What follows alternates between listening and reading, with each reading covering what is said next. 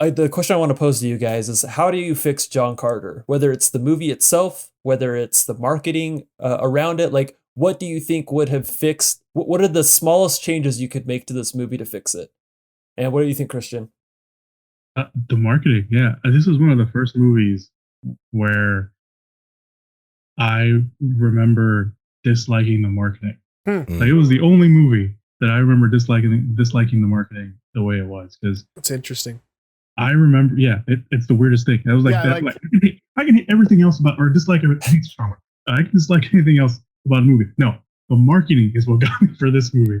Well, like I'm a weirdo and I like watching commercials because I like to try and pick out like what brands are going for and the slant they're trying to take, or like the angle they're trying to get to their consumers through. So like, but I've never really cared about a movie's market. Like, I mean, I guess you notice it, but it is interesting to think that you're like, I actively dislike the direction they've taken with this marketing. Because I remember, like I mentioned earlier, like I was somewhat familiar with the series. Oh, okay. That he had done. So because of that, I had a very small connection to what the project was and how I was going to go. And I remember this had a Super Bowl spot, and I remember. Oh wow. The song, it was Kashmir by Led Zeppelin. Okay. And I remember it playing, and I'm like, because I didn't know what it was at first. I was like, what is this?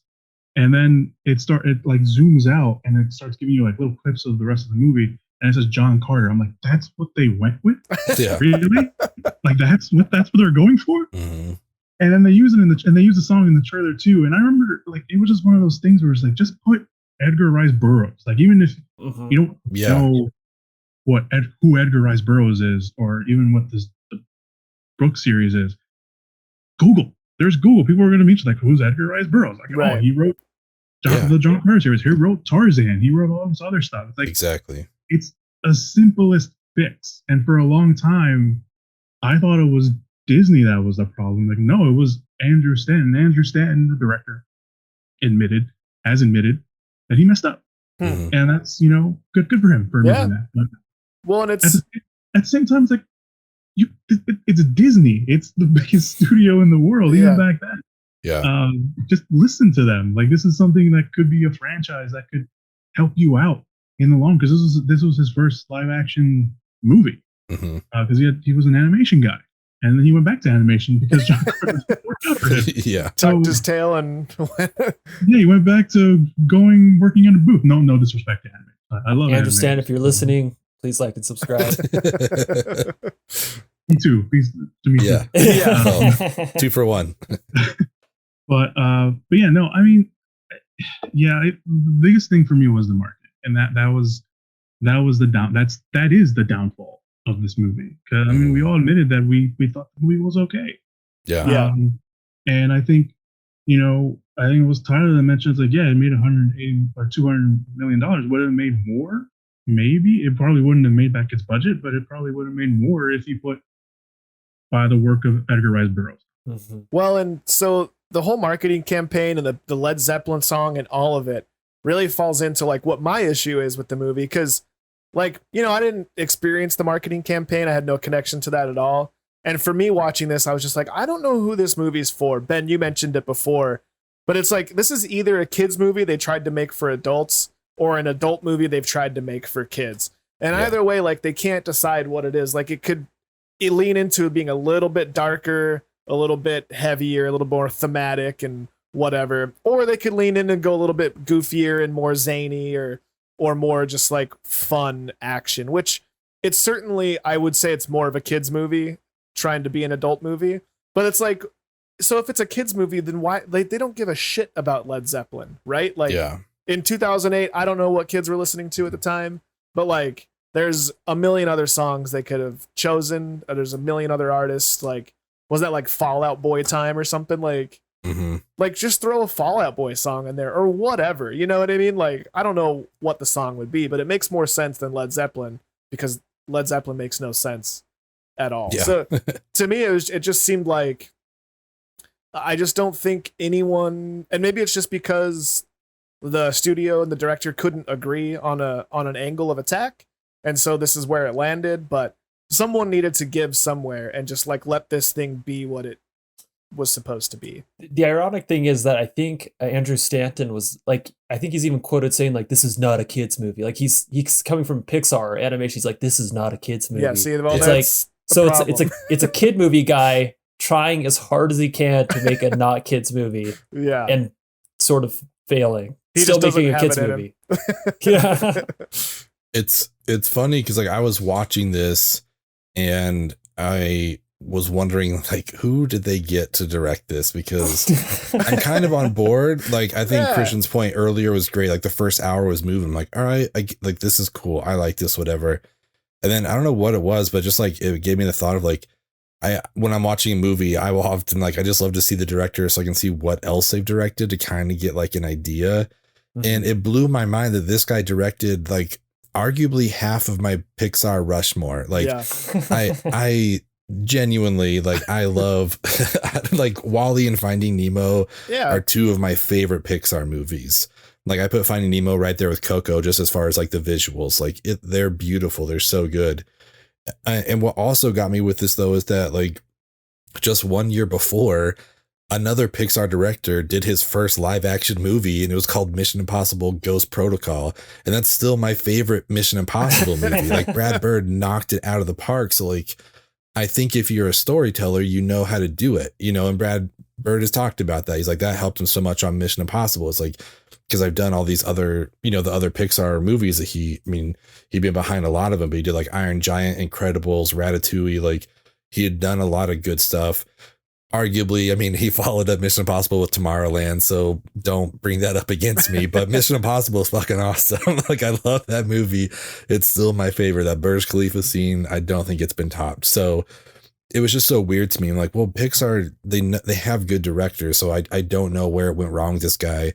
Like Christian brought up, he admitted, the director, Andrew Stanton, right? Yeah. He admitted that he just got kind of power hungry, just had all the money in the studio backing and just like basically just did too much. He just like overdid it, I think.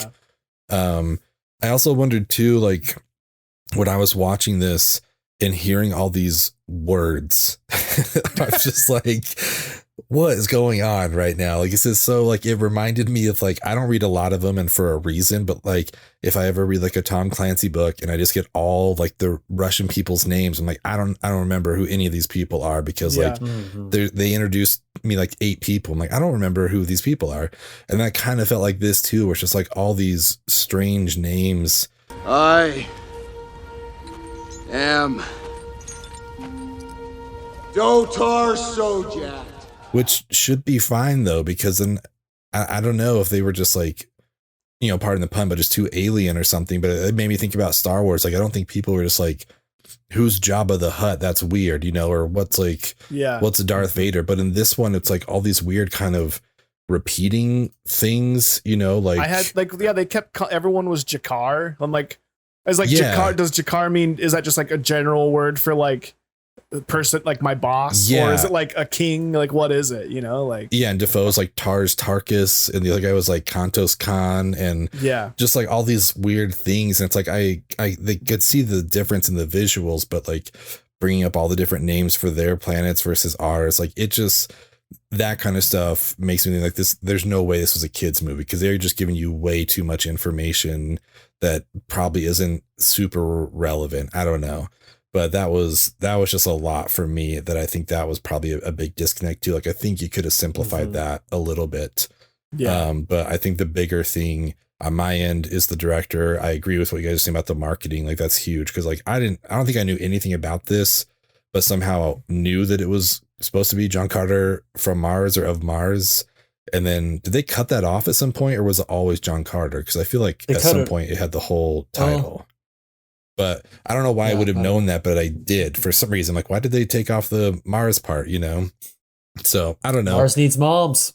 Mars needs moms. Shout out Seth Green. Please like and subscribe. Joan Cusack, what's up?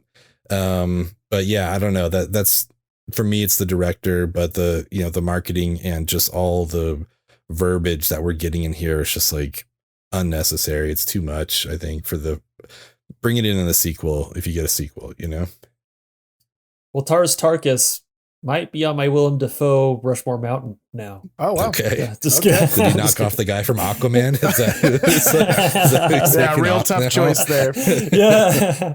I like that it's just the guy from Aquaman. I don't remember his name. Maybe I just have a problem with names. Maybe this is on me. Yeah. Maybe I just don't remember people. We just learned something about Ben. So do we want the sequel to this movie, or would we rather see a reboot? Do we like the story enough to have a reboot? Like, what's the feeling around this? I wouldn't mind a sequel. I think, especially now, like everything, like not everything. I don't want to be one of those people, but most things are getting like sequels to like movies that came out like 10, 20 years ago. So, I mean, if they did that with John Carter, I mean, it wouldn't be that bad. I mean, I wouldn't mind a sequel. Like, poor Taylor Kitsch, he had a bad run in Hollywood, with this and Battleship and Savages, and it was just like, when is he going to catch? I know I had such high hopes for Savages. Yeah. So did I. And I walked out of the theater. I was like, yeah, it's a bummer. It's a bummer. Big bummer. But I mean, the cast is pretty good. I mean, you can bring back Taylor Kitsch. I mean, he's kind of done, he's kind of paid for his dues with, all these other projects. And I mean, I guess you can bring back Lynn Collins, who played the princess.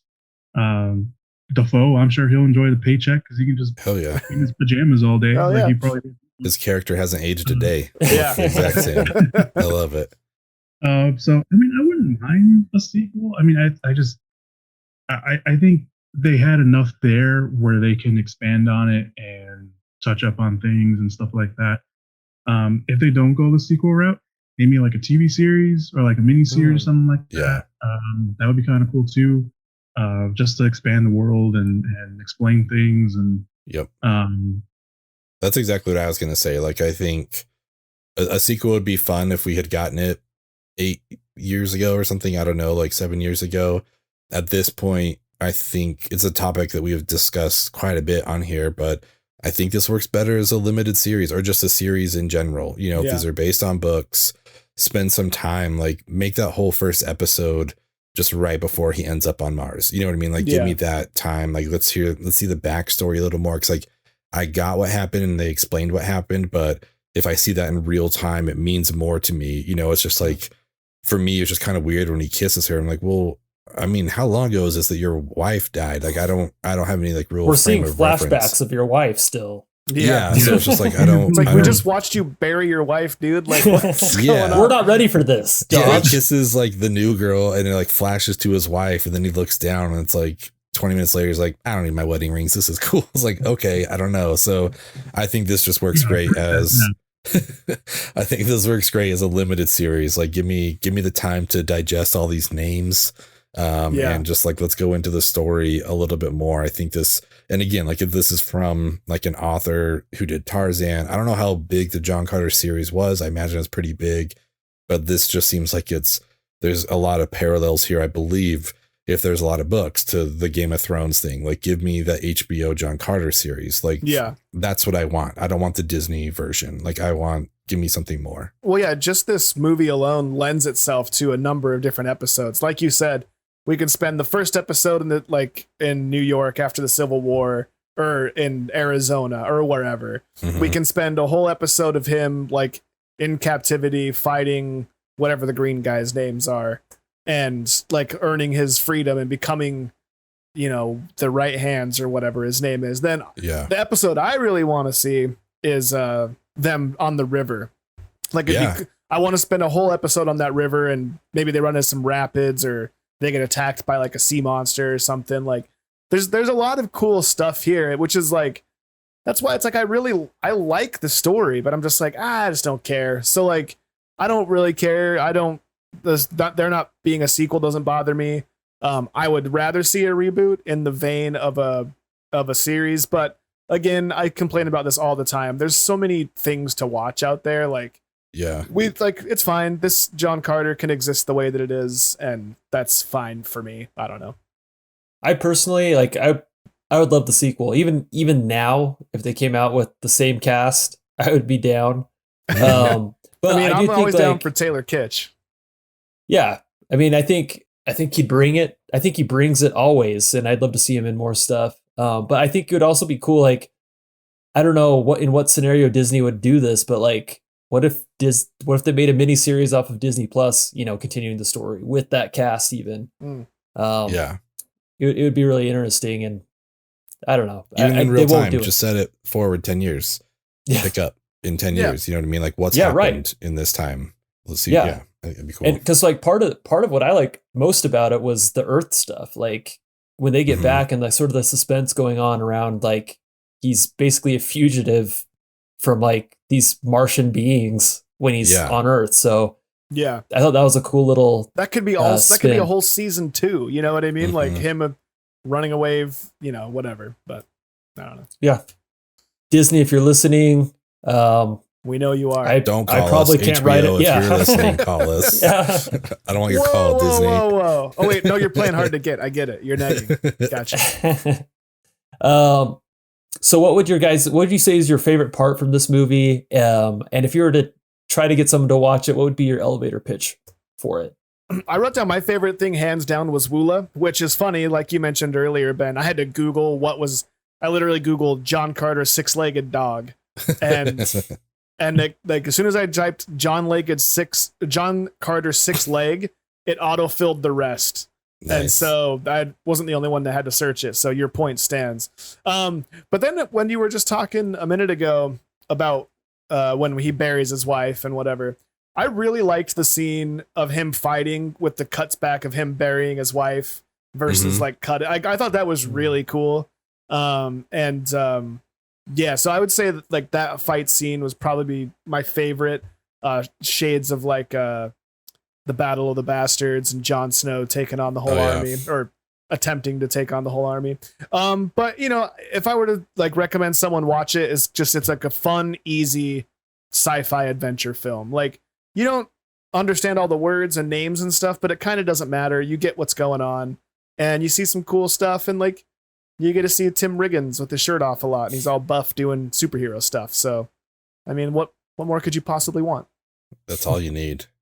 My favorite stuff was towards the beginning, basically like right when he lands on Mars, up until he like begins to understand what they're saying because of whatever she gives him or they give them. Like just the not having the same kind of bone density and the gravity, just like the jumping and not being able to get his footing. Like that's funny. It may have gone on a little too long, but I like that kind of humor of someone who's like, just like, the whole fish out of water thing. Them just like continuing to call him Virginia for some reason. I thought was super funny. He's like, no, it's not my name. It's where I'm from. And he was like, Virginia. It's like, Virginia.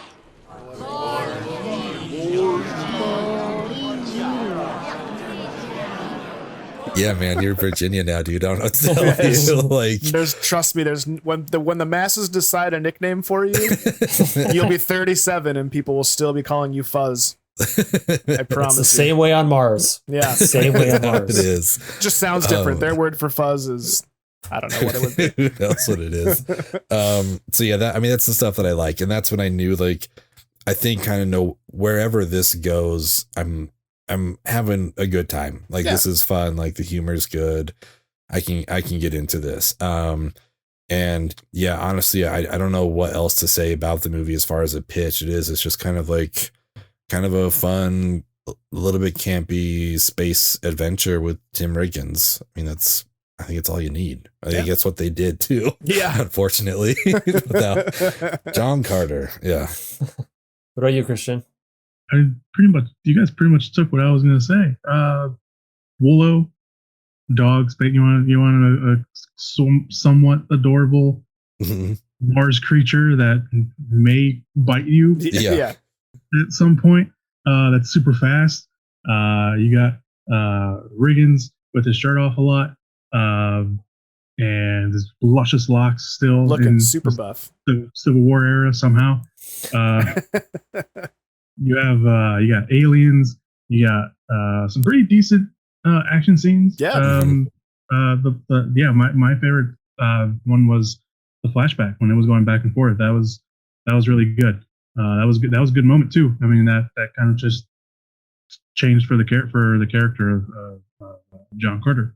And I don't think the CG was too bad other than the flying scenes. I think it's when you could really tell, like when there's straight on shots. But like for the most part, watching some of the behind the scenes stuff, I'm like, oh, this was obviously almost literally all green screen. And I'm like, they did a pretty good job. Yeah. It was all right.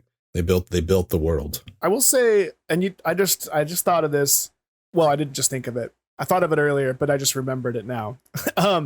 One of the things I had the most trouble with watching this is they couldn't figure out how strong he was supposed to be. Because at some points he's just ripping chains off the wall and he's killing people with one punch and he's taking on a whole army and people are just flying. And then like he kind of like can't break the rock and then he does break the rock and then that same rock he can just swing around like it's nothing. It's just like, I don't know how strong this guy is supposed to be. Like it never like connected with me, and it's sort of like, you know, suspension of disbelief and all that. And I understand I'm watching a movie about a guy that got telegraphed to Mars, but it's just like, I'm just like, well, but like I have to be able to like buy into it at some point, right? And it's just like, I just don't think they could ever figure out like what sort of power he was supposed to have. You know what I mean? Mm-hmm. It kind of reminds me of that Simpsons thing where he's like... In episode 2F09, when Ichi plays Scratchy's skeleton like a xylophone, he strikes the same rib twice in succession, yet he produces two clearly different tones. I mean, what are we, to believe that this is some sort of a magic xylophone or something? Boy, I really hope somebody got fired for that blunder. Am I supposed to believe then that it's a magical, like, wait, why can't he lift that rock? I don't understand. Sorry, I think I cut you off, Christian. I didn't mean to cut off your thought there. I think that was it, really. Okay. Yeah, I would, if I were to talk someone into watching this movie, I think I would compare it to the planet scenes on Thor Ragnarok or Avatar, you know, some of these tall alien type movies. I feel like there was another movie that this was like, and I cannot think of it right now, but Mars Needs Moms. Mars Needs Moms. There it was. I think that's what you're thinking of. Yeah. Yes. But yeah, I mean, if you like that type of like action adventure, like you'll have a good time with this. You might not like it more, but it's different. You also get a chance to see the source material of a lot of the sci-fi you enjoy today. And you get to see one of the most expensive movies ever made without having to watch Waterworld. And my favorite scene probably was at the beginning. What's funny is that like this is a total sci-fi, like huge budget stuff, but my favorite parts were actually like the low budget parts in the Civil War era stuff. But I loved the scene with him and Bryan Cranston. I thought that was I thought that was hilarious. Yeah. I know, I'd forgotten too. Yeah, the Western stuff at the beginning was really cool. And at first I kind of thought it was going to be like a Western on Mars, which I guess it kind of was. But it was like, I really like, I thought the world they built and the characters and whatever, I was like, man, this looks cool, man. I'm a sucker for a Western. And I liked the running gag of him keep trying to escape. Like, I actually honestly kind of forgot how much I liked the very beginning of the movie until you just brought it up, Matt. But yeah, same. I know I said my favorite was like once he's on Mars, but I had forgotten about that. And like, it's such a great way to establish the character. Like he will fight no matter what. Even if he's like handcuffed and surrounded by 4 people, he will still try to run. He'll still try to fight. And that's like a great character trait that we find out in the first 5 minutes. Like, okay, cool, this guy's not afraid of anything. Yeah, so we understand later on when he's taking on 200 aliens, like, yeah, we know that from earlier. So yeah, that was really good. I like that a lot. Good thing these guys don't have noses for him to ram his head into. Very true. Well, to finish up this episode, we always try to tie in a Rushmore Mountain. These are OR scrubs. Oh, are they? Where we essentially pick a category. We choose our top 4 picks of that category. And today the category is our favorite box office bombs. Christian, do you want to go first on this? Yeah. I have quite a few, but I know it's in Rushmore, so I'm going to have to pick 4. I'm going to go with Children of Men. Nice. Which I didn't realize was a box office bomb, but it was apparently. I don't know what's pick anymore. Dread. Oh, nice. Yes. Oh, thank you. I was really mad about because I really wanted a sequel to that movie. I'm gonna go with The Thing, which was also apparently a box office bomb, sadly. And I'm gonna go with my last one. I'm gonna go with Warrior. Oh, with Tim Hardy and Joe Edgerton. Nice. We just talked about that a couple episodes, I guess. Oh, is that the Animal Kingdom? Is that the the fighting movie? Yeah, the MMA. Yeah. I think that's the first Rushmore that was comprised of all movies that not only have I not seen any of them, they're all on my list of movies I do want to see. Nice. So I like them all, but my favorite of that is Dread. Dread is so good. That's I want more people to see Dread. that. It's such a fun movie. That's the reboot of Judge Dredd, right? Yeah. Yeah. Cool. Yeah, I'll need to where check he that actually keeps the filming on. Nice. Yeah, I need to check that out. What about you, Tyler? So I was going through lists, as we always do. I've talked about at length that my recall, just for whatever reason, is not great with like, hey, what's your favorite X? But like, I can quote movies and song lyrics and whatever, but I don't know when to pay my bills on time, and I don't have the type of recall to build a Rushmore. So I have to go to lists online. And there's a lot of stuff. This was like one of the first ones where I was like, I had way too many to whittle down, kind of like you were talking about, Christian, but I had to just whittle it down to like, of all the movies I had in my pool, which are the first 4 that I would watch. And in no particular order, I put Donnie Darko. Sometimes I doubt your commitment to sparkle motion. Fight Club, Scott Pilgrim versus the World, and The Shawshank Redemption. Those are all movies that if I see them on TV, I'll certainly stop. And I've got some honorable mentions that I'll talk about after you guys give your lists. But yeah, that's my 4. I was surprised in compiling my list how many of them are music related. I didn't anticipate this at all, but my first one is also Scott Pilgrim. I thought about leaving it off because you mentioned it, but if I'm honest with myself, it's the first one that I would watch out of these. Josie and the Pussycats, as mentioned earlier. I love that movie. POPSTAR, Never Stop, Never Stoppin'.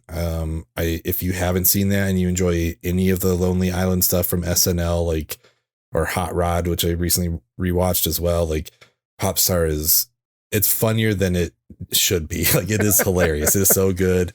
As a Bill Hader, diehard stan, he's so good in it. So check out POPSTAR if you haven't. And then my last one if we do a round 3 of Unsung Gems, this will probably be my nomination. And it is the movie Speed Racer. Oh, nice. I really enjoyed this movie. I think it just got kind of trashed on and didn't make a lot of its money back. But I think it's one of the most true to the comic movies, I think, ever, or the cartoon. But yeah, Speed Racer would be on there. I also have some honorable mentions that we can get into after Matt. Awesome. Those are great picks. Yeah, Josie and the Pussycats.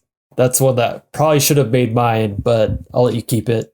Well, and I just wanted to say too, I mentioned earlier off this, but the idea of a box office bomb was so weird to kind of figure out, because I also, like Tyler, started looking at lists, and I would look at some and it's and they only made $14 million profit. I'm like, well, then that's not a bomb. They got their money back, Yeah. It's if you have the word profit in there, I feel like this disqualifies it. So just to clarify, all of mine lost money, but I do have some on here that were just oh, it didn't make $1 billion like it was supposed to. So it's a bomb. It's it still made money. I don't know. So I didn't look into any of that at all because I knew that it would make me have to think, and I was like, whatever.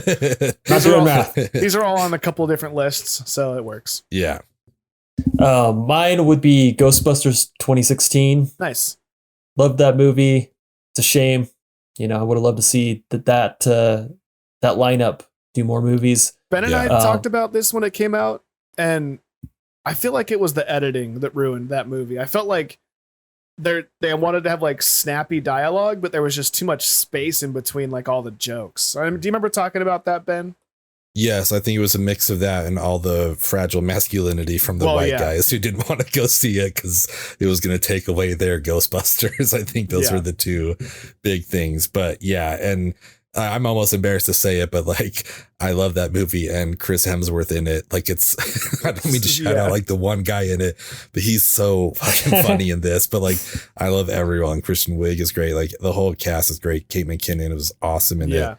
But I think that was like, I feel like that's the movie that kind of gave us Ragnarok. It's like, oh, Chris Hemsworth is more than just hot. That's crazy. Like he can be funny. That's so is cool. He ever? So, yeah, I do like that Ghostbusters movie. If you're a fragile white male, it's okay. It's okay. If you're a fragile white male, you are. Oh, I was just gonna. I don't know. You're gonna get your Ghostbusters. I was gonna get us in trouble. Is what I was gonna get us. You're gonna get your Ghostbusters, and so you can be happy about that. And please don't like and subscribe. Don't like and subscribe. But if you want to join our Patreon, don't by all means. My second is Onward. That's a Pixar movie that I just absolutely love. I love the world they built. I wish it did better because I'd love to see more from that. Tenet. I'm sorry, was Onward like the first one from COVID that didn't get in the theater?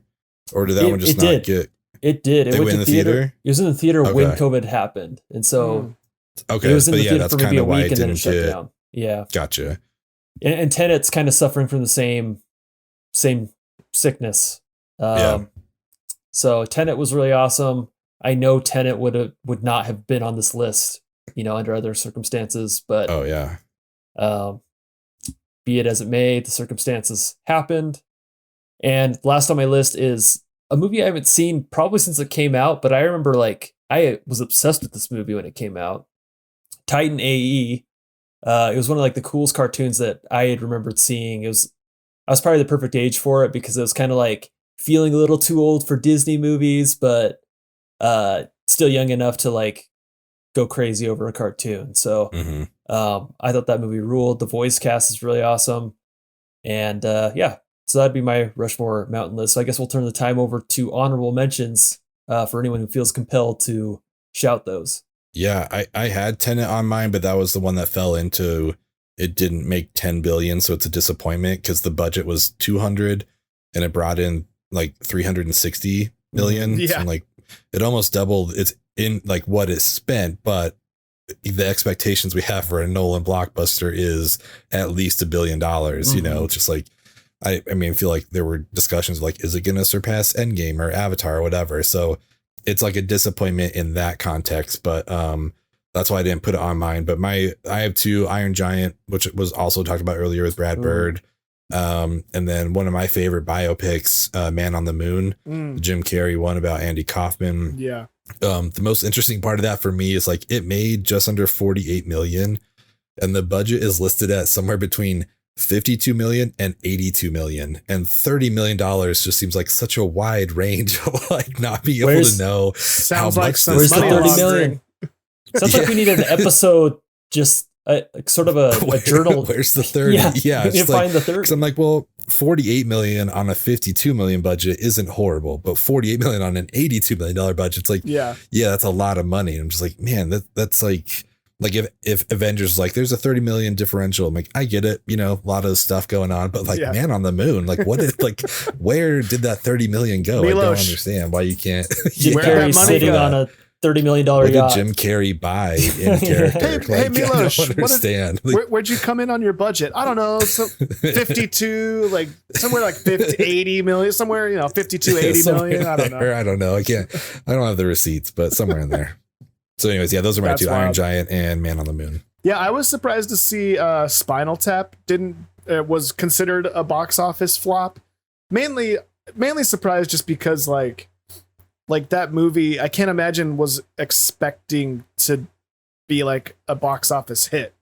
You know what I mean? So to see it on some of those lists was kind of weird. It's always strange to me that Willy Wonka was a flop when it came out, considering where it is now in our culture. And then both the Blade Runners, I forget that the original had some issues, and then the director's cut kind of gave it a new life, and and that seems to be like the accepted standard. And then 2049, I remember everyone really liking it. So to hear that it was sort of considered a flop was weird. And then one that I actually haven't seen, but it's really high on my list, and I keep seeing it on these types of lists, is the assassination of Jesse James by the coward Robert Ford. That's one that like I'm probably going to end up working into the podcast at some point. Maybe we could do an unsung gem round 3, and that'll be my nomination. I love that movie. It's a super slow burn, but it's beautiful. And then another one that like, I don't know if I would consider it like a favorite, which is why it couldn't be on a Rushmore, but I did enjoy it, was R.I.P.D. Sort of like a Men in Black sort of kind of thing. I don't know. I liked it. I thought it was fun, but it couldn't land on a Rushmore for me. Tyler mentioned a Will Smith movie. Everyone take a shot if you're playing along. It's like I like 3 Will Smith movies, and I will talk about them. Get them in every episode. Hancock. This reminds me of Independence Day, actually. What about you, Christian? What are your honorable mentions? I had Scott Pilgrim versus the World 2. Nice. Because anytime that movie's on, I will watch it, no matter where it is. Yeah.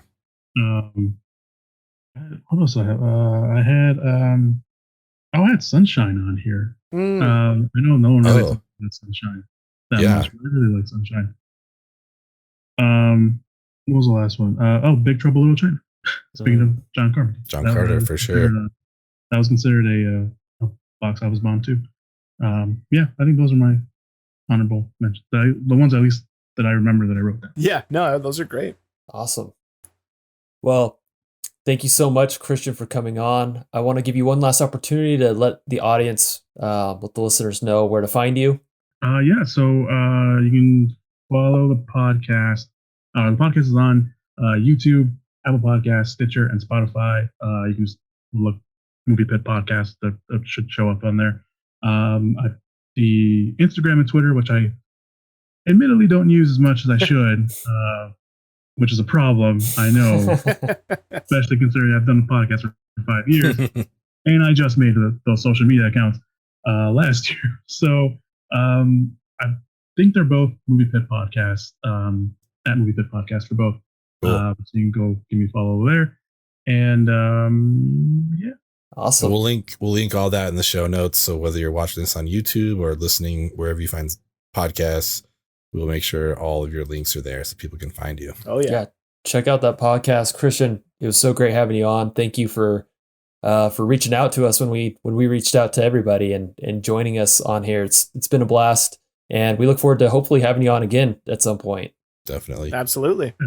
I would love to come back. I really like you guys. I'm going to gush all over you guys right now, so I'm sorry. But since I found you guys have been great. And I love listening to you guys. Your podcast is always fun. And yeah, anytime you guys want me back, I'm game. Oh, thanks, man. Yeah, we'll have you back. It, man. If we didn't scare you away, we'll have you back for sure. You're just there. You're just ready. Right on the edge. I'll do better next time. You know, we might have ruined it now. Awesome. Well, as you already know, find us on Apple Podcasts, Spotify, YouTube. Join our Patreon. If you join our Patreon, you have more of a say on what we watch. You also have more opportunities to join us. It's just a more immersive experience in the movie club. But we're grateful to have you in any shape or form. So thank you for listening, and we will catch you next episode.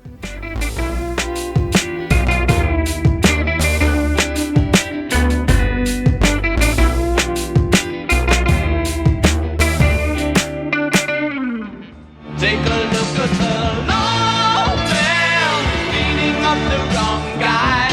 Oh man, wonder if you'll ever know who's in the best-selling show. Is there life on